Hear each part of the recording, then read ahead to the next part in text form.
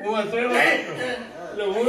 એમના જોડે નતો બેઠો ખબર હતી જો આમ નજરે ચડ્યું અને ઓળખતા હોય એટલે સરસ કોઈ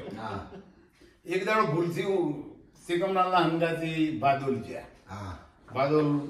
બધા સમારંભ ચાલ્યો બધું થઈ ગયું એટલે પેલું જયંતિ આવી ગયું મારી પાસે એ દશરાલા આવ્યા છો તમે એ મંત્રી છે પેલો ગુમાયણ વાળો પછી મને કે